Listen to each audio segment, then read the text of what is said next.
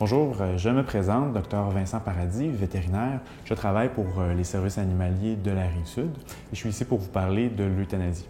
Oui, malheureusement, nous avons recours à l'euthanasie, mais non, ce n'est pas quelque chose que nous apprécions réaliser.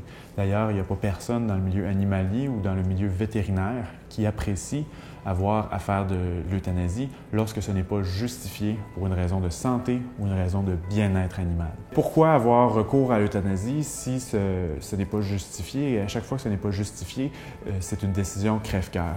S'il y avait une solution miracle, probablement qu'elle serait déjà partagée et qu'on n'aurait pas à en parler en ce moment. Pour ceux qui ne sont pas nécessairement au courant, au Québec, on retrouve deux principales problématiques par rapport aux animaux de compagnie.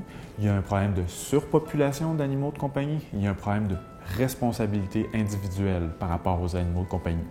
Le fait qu'on retrouve autant d'animaux dans les refuges et qu'il y ait autant d'euthanasie dans les refuges, c'est une accumulation de ces deux problématiques-là qu'on concentre à un endroit ou des endroits en particulier.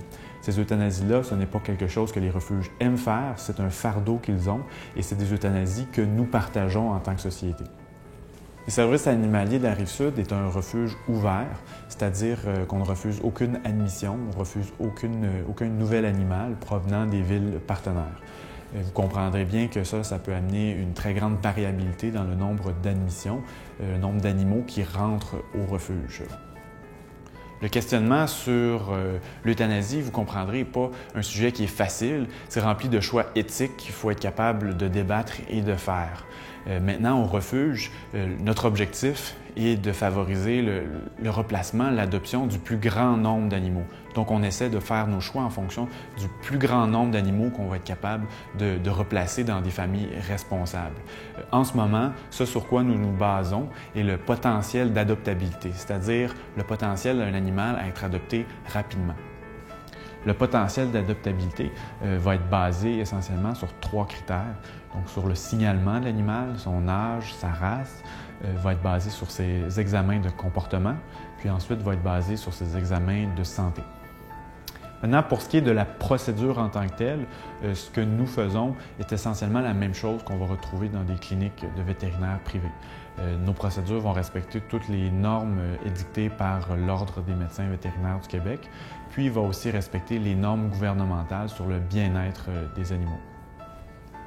Donc, il y a déjà plusieurs personnes qui donnent des très gros coups de main à des refuges, souvent de manière bénévole. Maintenant, vous pouvez nous aider à lutter contre ces problématiques-là, puis à réduire le nombre d'euthanasies qui se fait à chaque année. Les manières dont vous pouvez nous aider sont relativement très faciles. La première, si vous avez des animaux de compagnie ou vous connaissez des gens qui ont des animaux de compagnie, faites stériliser ces animaux-là. Il y a très peu de raisons qui pourraient justifier de garder un animal intact, c'est-à-dire capable de se reproduire. Puis ces raisons-là ne tiennent pas la route face à des arguments comme le centaines de milliers d'animaux qui sont euthanasiés à chaque année. Donc, si vous avez des animaux, stérilisez-les.